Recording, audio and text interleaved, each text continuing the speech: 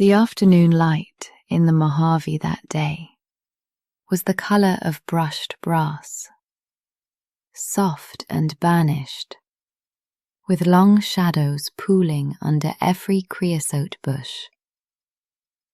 The highway ahead was a slow grey ribbon, curling between low ridges that rose like the backs of sleeping animals. There was hardly another car to be seen, just the steady hum of the engine and the dry whir of wind around the mirrors. The driver, a man in a faded denim jacket, rested his arm on the window ledge, letting the cool air roll over his wrist. The desert felt open, generous with its silence, the kind that made each sound, the tire's faint hiss, the tick of the cooling dashboard plastic, feel carefully placed. He wasn't rushing toward anywhere in particular, just moving through the day, watching it shift color by color as the sun began its slow descent. In winter, the Mojave loses the sharp edge of its heat. The air is thin, crystalline, almost tender. Patches of dry grass lean in the wind, and the sand takes on a dull rose hue where the sun touches it. Out here, distances deceive. Mountains that seem close enough to touch stand 50 miles away. A single cactus can look like a grove. Along the roadside, old wooden markers, weathered posts once meant to warn travelers of washouts, tilt at odd angles, half buried in drifts of pale grit. Every few miles, a cluster of Joshua trees breaks the sameness, their limbs crooked in impossible poses, like dancers frozen mid-turn. Some stand alone, others in pairs, as if keeping quiet company across centuries of sunlight. A hawk traced circles high above, silent and deliberate. It hung there in a thin wedge of sky, then folded its wings and vanished into a fold of hills. The man watched it go, following its movement with his eyes, until the road curved and the bird was gone. The car's radio offered only static, just enough to hear the faint murmur of distant stations bleeding through. He left it on low, letting it blend with the hum of the tires. An accidental symphony of machine and air. A faint scent of gasoline lingered in the cabin, mixed with the dusty sweetness of the desert through the half-open window. The smell was oddly comforting, like old wood or dry paper. The afternoon was cooling. Shadows stretched long and blue, pooling between the rocks and shrubs. The desert, which at noon seemed endless and exposed, began to fold in on itself, softening under the shifting light. He passed an abandoned gas station. Just a low building with a collapsed awning and a faded sign that once promised cold drinks and tires. A rusted pump still stood beside the road, the glass top clouded with dust.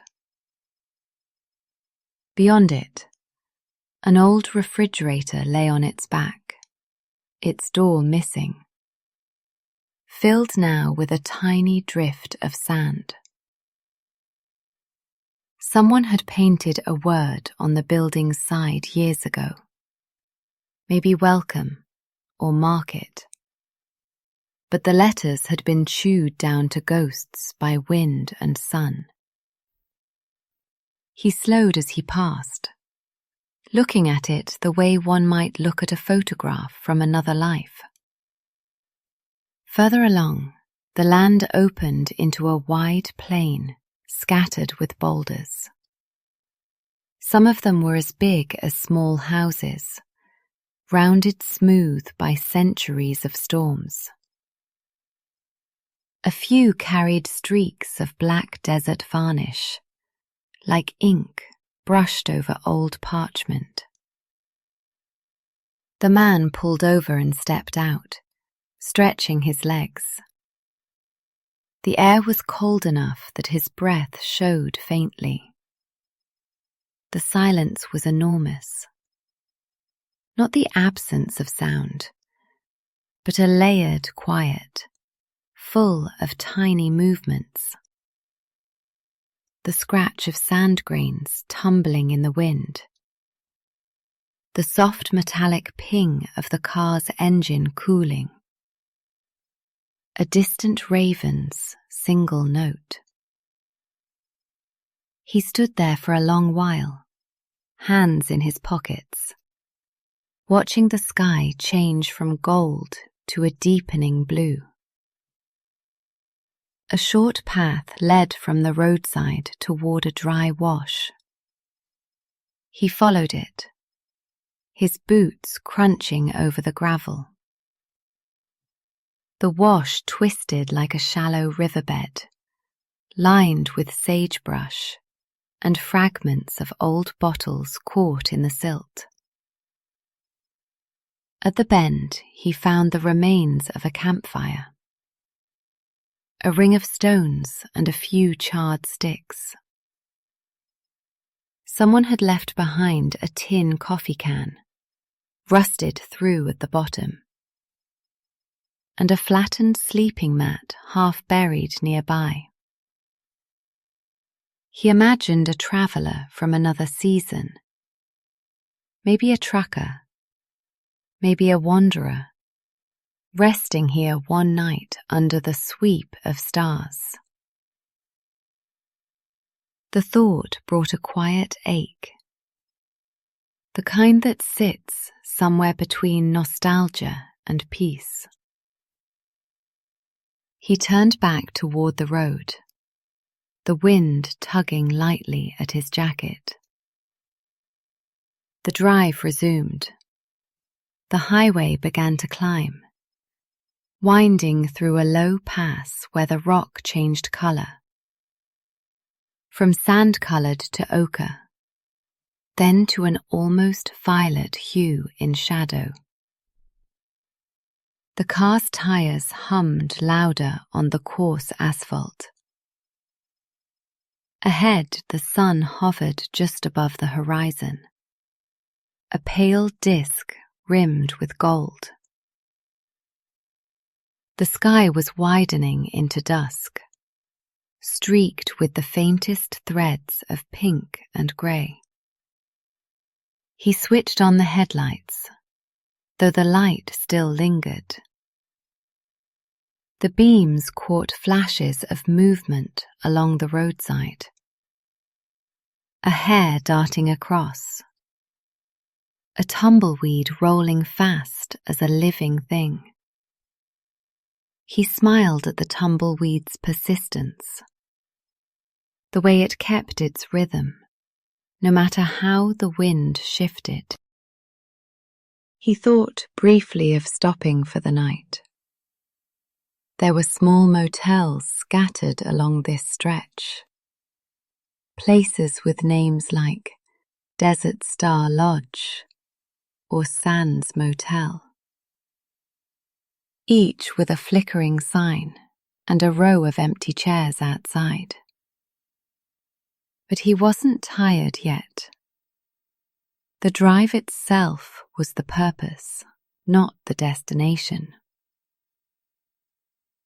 He passed one of those motels just as the neon lights blinked on, pink and turquoise against the cooling dusk. In front, a man in a red parka smoked a cigarette, watching the road with the stillness of someone who'd been doing so for hours. A small dog sat beside him, its fur ruffling in the wind.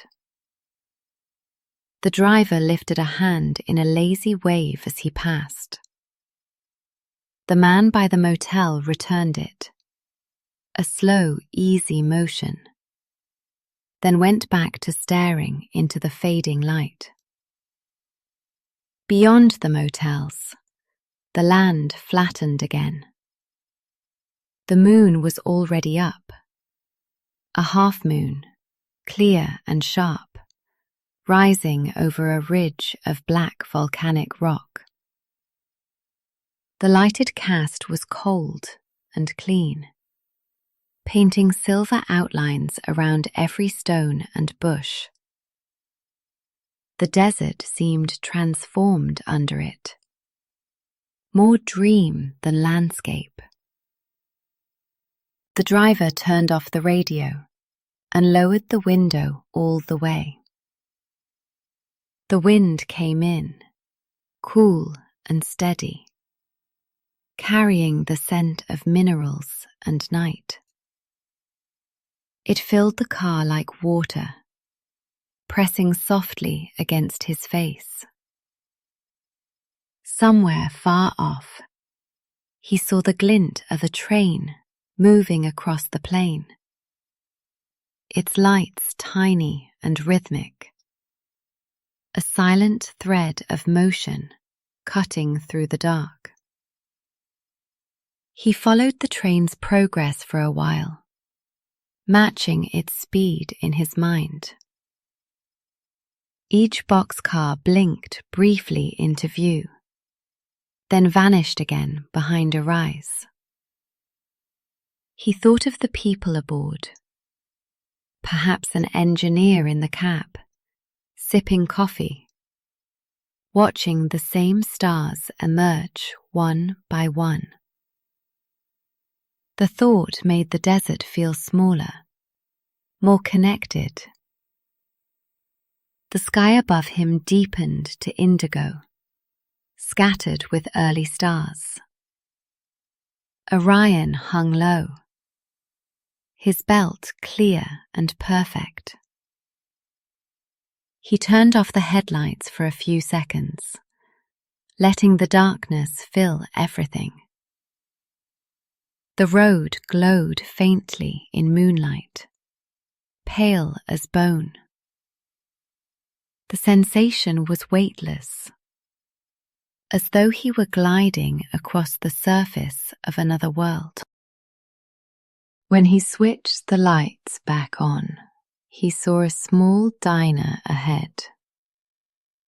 Coyote Junction Cafe, its sign flickering weakly. He pulled in, gravel crunching under the tires. The building was low and rectangular, with a few trucks parked out front.